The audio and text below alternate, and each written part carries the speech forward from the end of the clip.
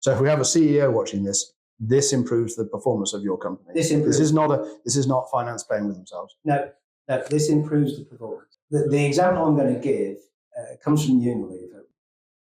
They've been stuck, in terms of growth of flatlining, and the more that growth flatlined, the more that the then management of the company tried to make the company perform by setting more and more targets, more and more short term, that they made sure they hit. Yeah. But the way they hit them is by promoting, which gave a sort of temporary sugar rush, which then was accompanied by a crash afterwards. So it was just performance was like this. Yeah, up and down. That board got swept away. New board came in, said clearly everything we're doing is wrong, got rid. So stopped doing all of the stuff they were doing.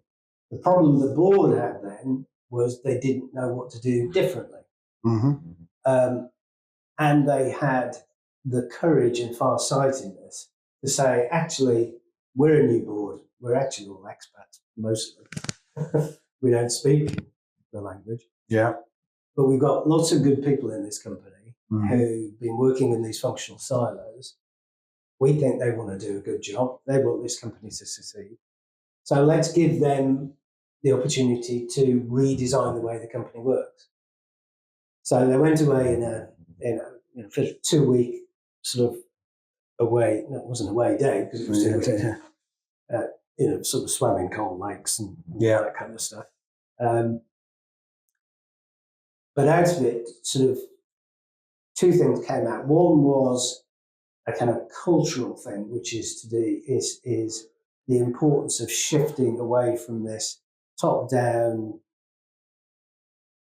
board-driven, prescriptive approach to management, to building teams which were self-managing but coached and supported. So that was one aspect of it, which accidentally happened to map very well against the Beyond Budgeting leadership principles, which I didn't speak very much about in Unilever. The second bit of it is a radical redesign of the processes.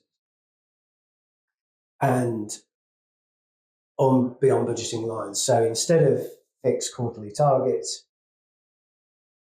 at a very granular level, the foods leadership team, which is the kind of one level below the board, set a set of goals which were continuously updated, which were not a single number, but what they described as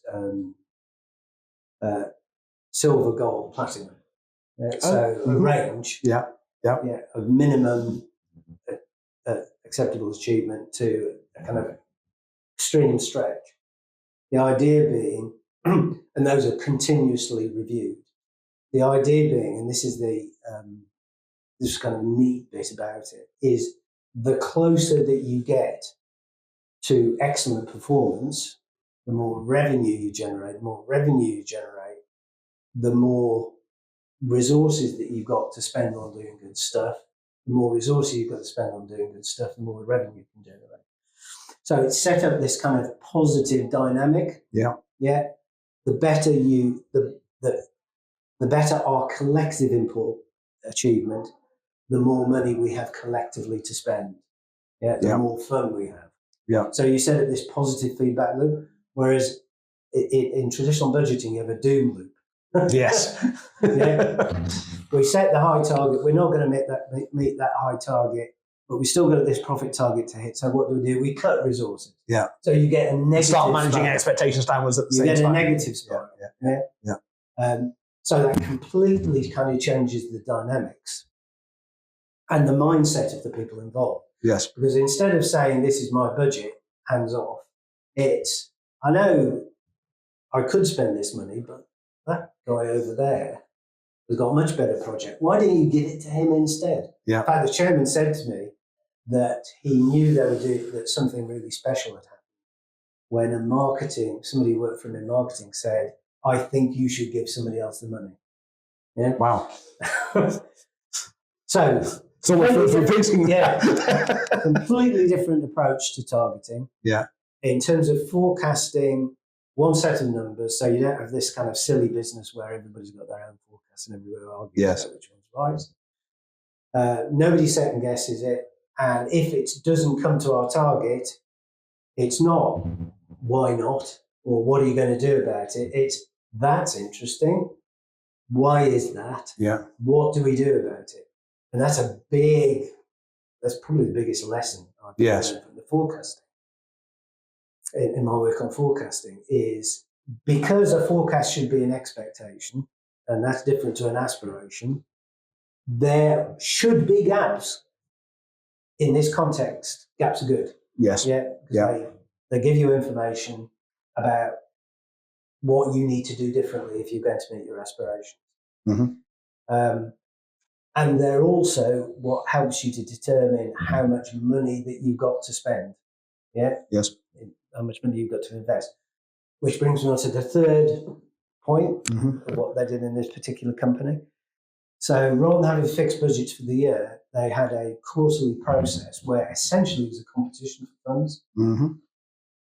People came along with their ideas about what they wanted to do, and if they were affordable and people thought they were good ideas, they got the authority to spend. So money was attracted to good ideas. Mm-hmm. Yeah. And each of those good ideas was specified in such a way that it was clear what success looked like. Yeah. And if you came up with a good idea and it worked, then there's more chance that you get money next time around. Yes. Yeah. So it's not just people have money to spend. It was they're not accountable. I don't like that word, but it was clear to everybody whether they were successful or not. Yeah, that's the transparency thing. There's no reward for bullshitting. No. Yeah. No. It's about delivering. Yeah. So then you've got a very dynamic process where every quarter you're looking at how much money have we got to spend, what are the ideas we've got to spend on it. Money followed good ideas. Yeah.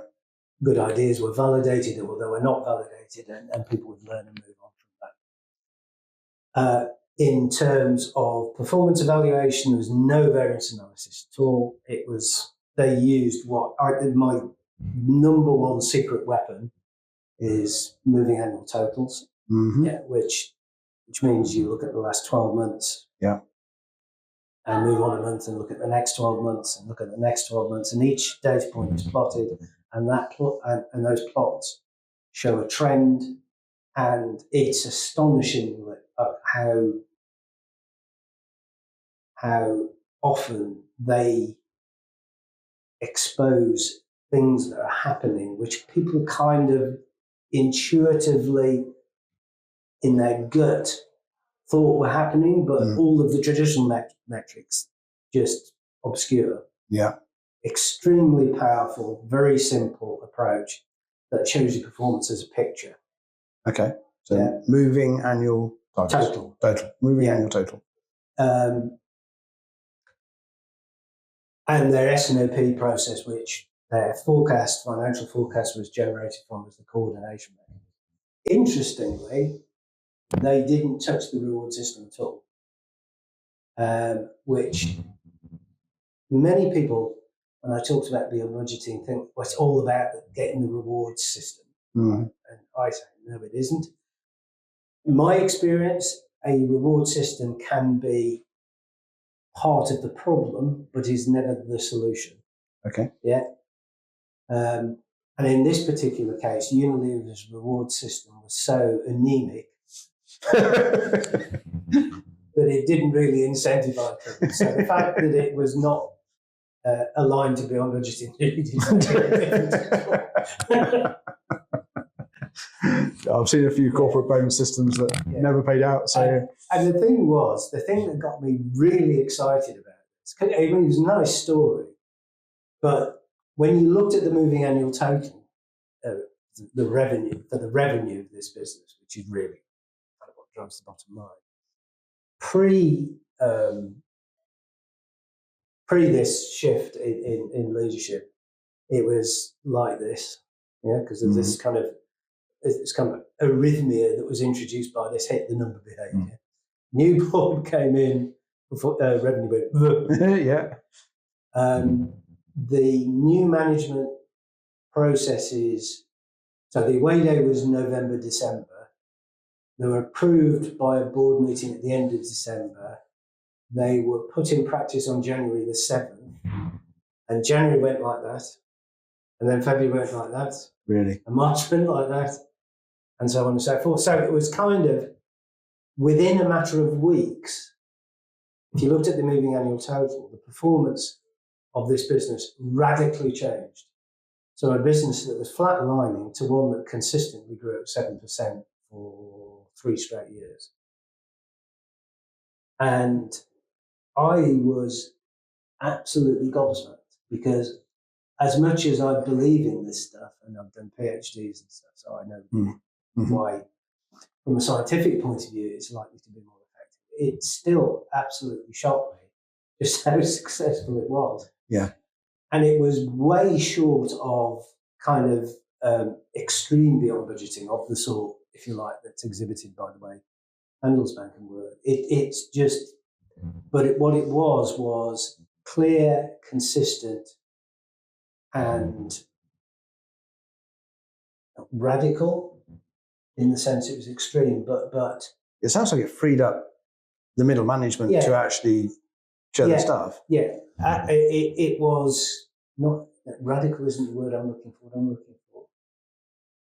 It was a very clear break with the past. Yes. Both from a process point of view, there's no messiness, process point of view, but also a leadership and cultural point of view. Yes. And you're quite right about your point about middle management.